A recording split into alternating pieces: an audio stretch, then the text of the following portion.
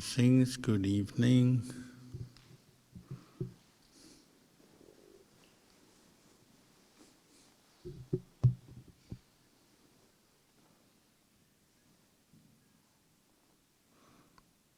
Just entering the new year, so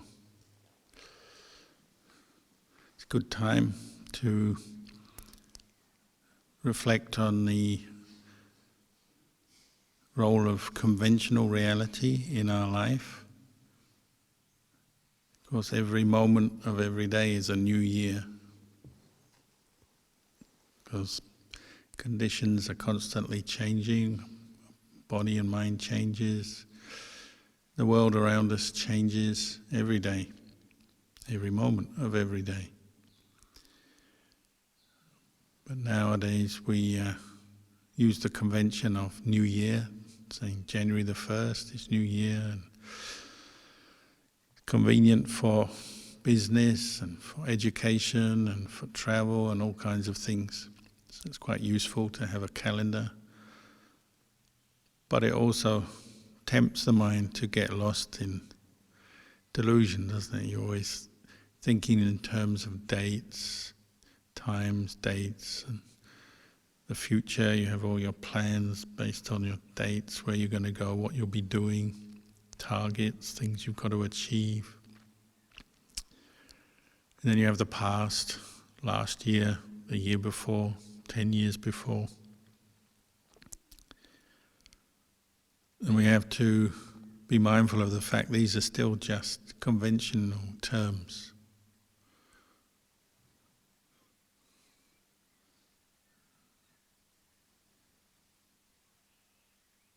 Really what we know is the present moment, isn't it?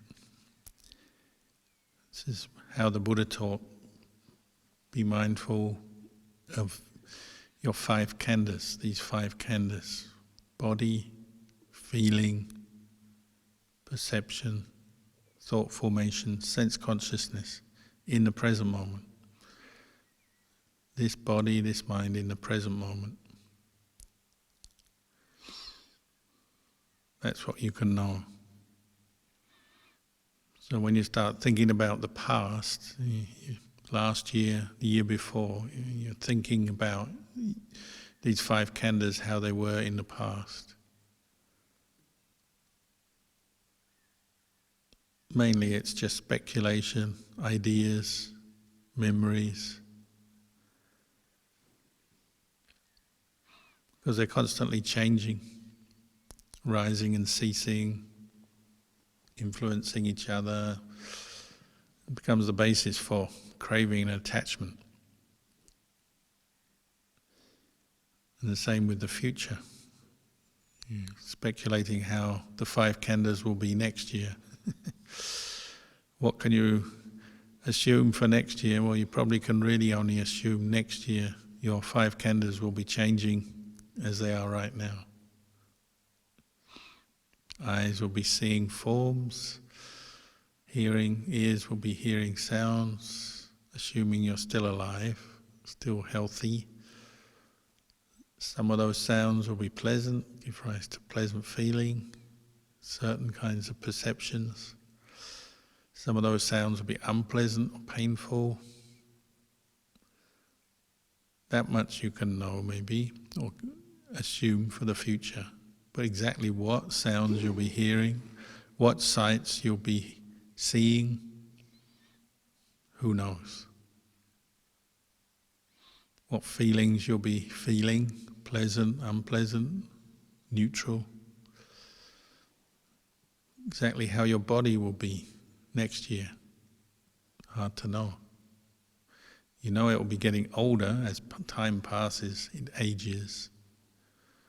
But even then, it's hard to know aging from moment to moment because it's fairly slow.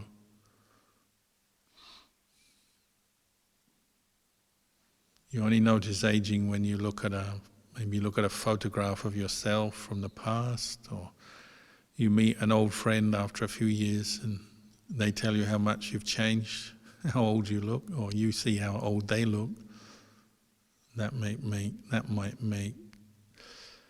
make it clear But day by day it's hard to keep in touch with aging. It's only when you have a big change in your body, then you start to notice things.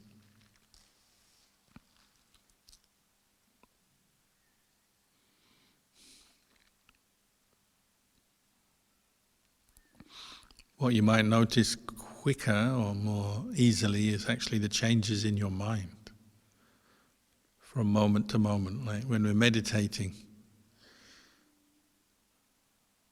just in a few minutes of meditation you can see thoughts arising and ceasing, moods changing. Feeling in your body is one way and then it changes. Feeling in your mind, your mood changes. One moment you're comfortable, happy, then maybe you remember something that annoys you, so then you're unhappy. Your mind can change very quickly. When you're meditating, you're seeing that, or you have the chance to see it. Quite often we don't see it, though, even in meditation, because we're battling with distraction, sleepiness, endless thinking, memories. But the Buddha encouraged us to practice right effort, samma vayama, the effort to abandon unwholesome, unskillful states of mind and bring up wholesome, skillful states of mind, and particularly right mindfulness.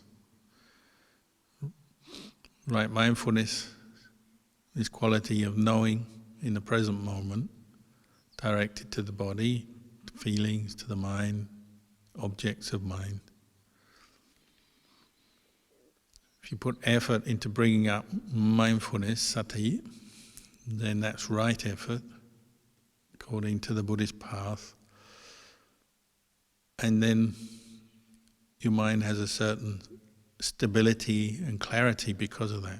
Practice together with sampajanya, clear comprehension, effort, and then some wisdom, reflective wisdom, where it's possible to know things on this deeper level. So know the thoughts arising and passing rather than getting lost in the stories and the moods. You can know the feelings changing in your body, the mental states arising and ceasing. You can know these things when you're mindful.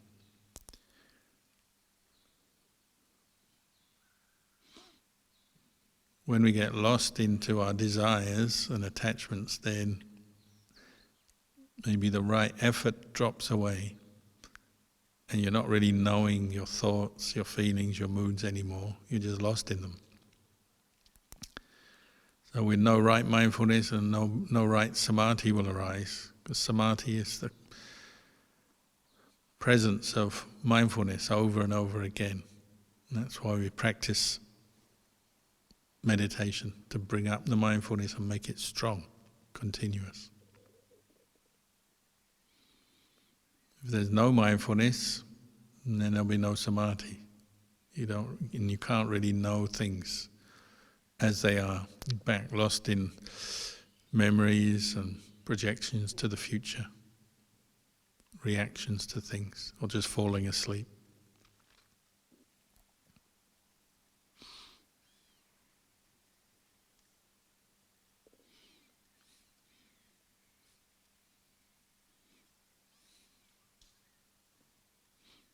So as you practice in the new year, what is your goal? Well, maybe to cultivate the qualities of this path. Bring up your faith in the Buddha. Because faith, confidence in the Buddha and his teachings brings up more energy. Virya, to bring up more mindfulness, more samadhi, and then to see the impermanent nature, changing nature of these 5 khandhas over and over again.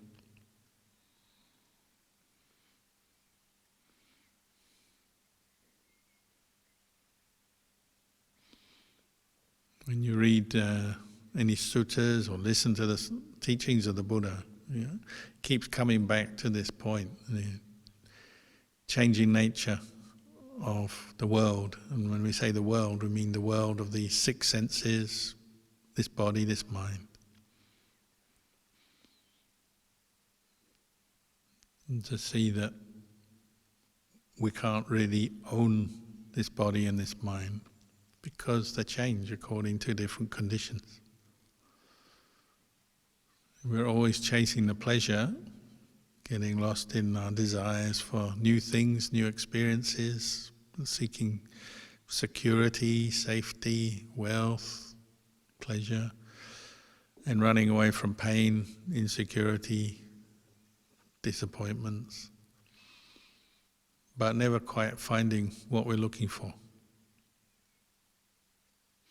When you practice mindfulness, you have a chance to see that quality of looking for things, wanting things, and the suffering it causes. So then you're willing to maybe let it go. But you need to practice in order to do that. Otherwise your mind is always very unstable, flipping between wanting things or not wanting things, liking things, not liking things.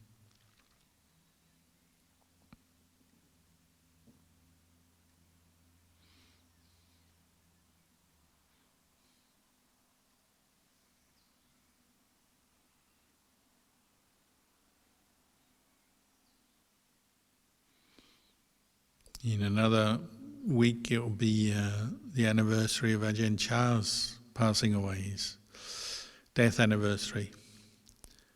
Just like New Year, it's another date that we can put in the diary, and it's useful.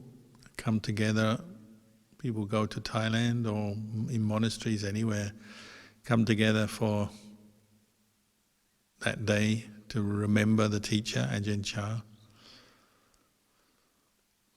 Again, you can ask yourself, well, since Ajahn Chah passed away, what's been happening in my life? What's been happening to my mind?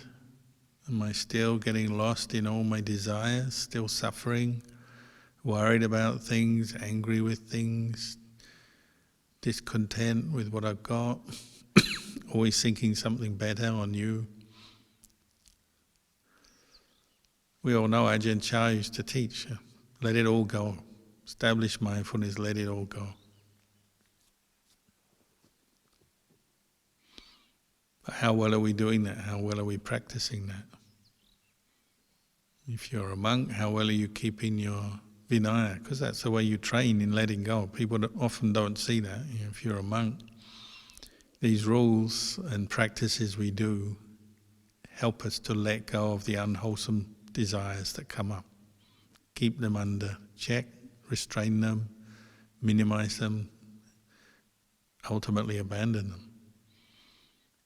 Simplify our life, practice renunciation, letting go, so that we can meditate and develop inner awareness. If you're a layperson, then 5 precepts or 8 precepts sometimes. Also the same, teaching us some moral discipline, some effort how to restrain greed, anger and delusion, not come out in our speech, our actions. Even if our mind is not peaceful, our sila and our precepts is the first thing we rely on to manage that.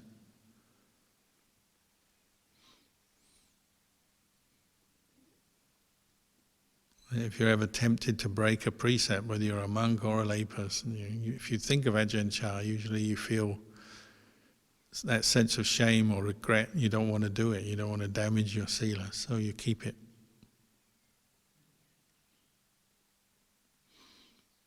If you don't think of the teacher, don't think of the Buddha, don't think of your own innate goodness, then maybe you will be careless, casual, feel it doesn't matter. Because often when you break precepts, you don't see the immediate consequences. It's so quick. You can kill the fly, you can take something that doesn't belong to you, you can tell a lie. It's so quick to break a precept. We miss what's happening. We're, again, not mindful, so we don't really pay attention. See how our mind is being kind of damaged or hurt when we break the precept. So we might do it. Might only have an effect when you repeatedly break a precept, then maybe you start to notice, feel bad about yourself. Often then we just go into self-criticism, negativity, oh, I'm no good, I can't keep the precepts, I can't follow the rules. If you're a monk, I can't keep the Vinaya. And go into self-doubt and self-criticism. What we have to try and do is re-establish our determination to keep the precept, make the mind stronger, make the mindfulness, the determination stronger. Start again. So every day is New Year's Day in that sense. Every day you can re-establish your determination to keep the 5 precepts or keep the Bhikkhu Vinaya. And then you carry on. You can only start one day at a time because where you practice is in the present moment. It's not yesterday, it's not next year, it's right now, right here.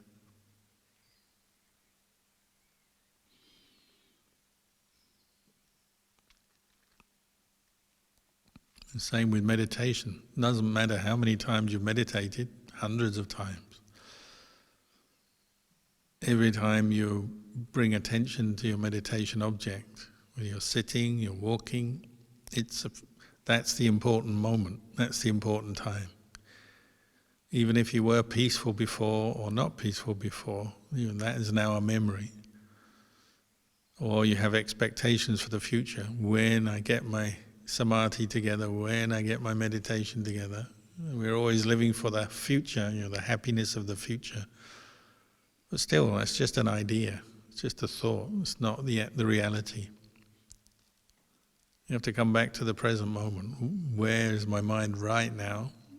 And when we lose our mindfulness, we don't know. It's like a lost possession. It's gone for a while.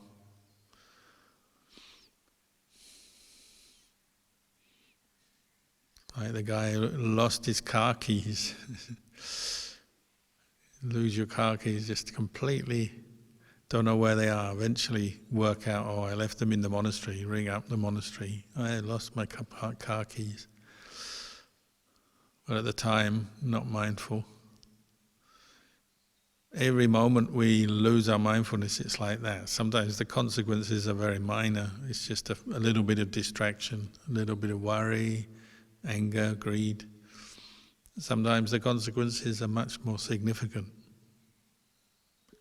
Especially if you're in a situation where there's some danger or there's some interaction with other people or something, the consequence can be quite major, have a major effect when you lose your mindfulness.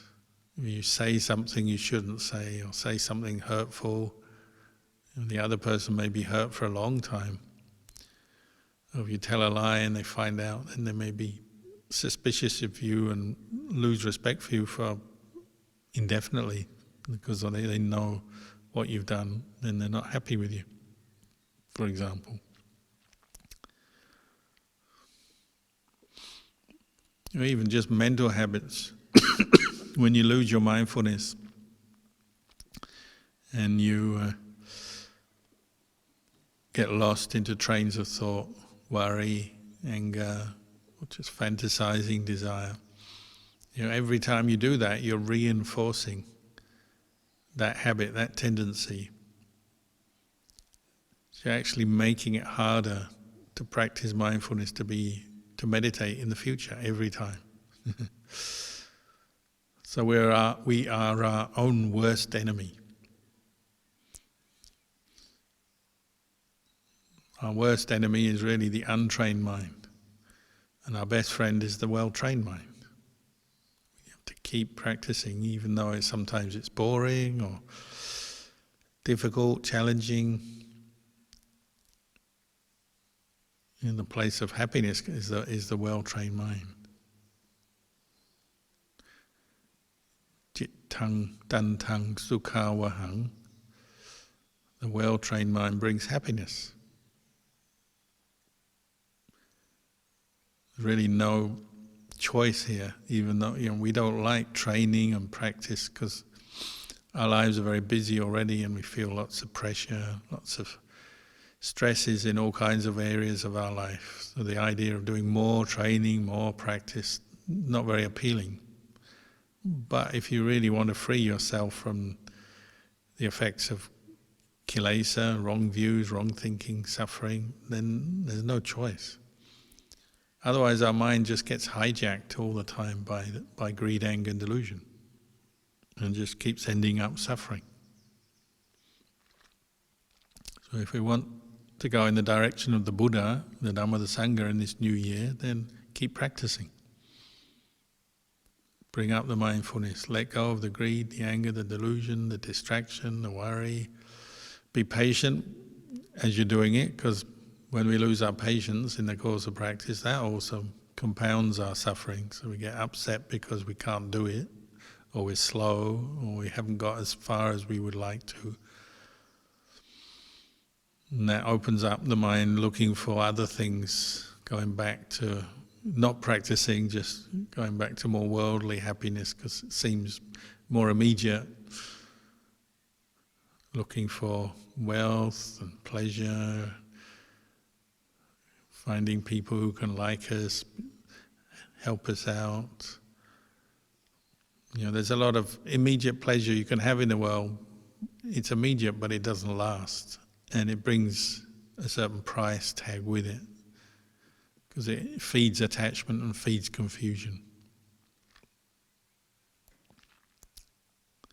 So try not to give in to that way of thinking. Keep coming back to the Dhamma and trust in the Buddha, the Dhamma, the Sangha. Trust in the way of practice, bring up the patience, keep doing it. And little by little, I think you'll find the mind improves. But you have to be patient while you're training it, while you're doing that practice. So maybe for tonight I'll leave the talk there.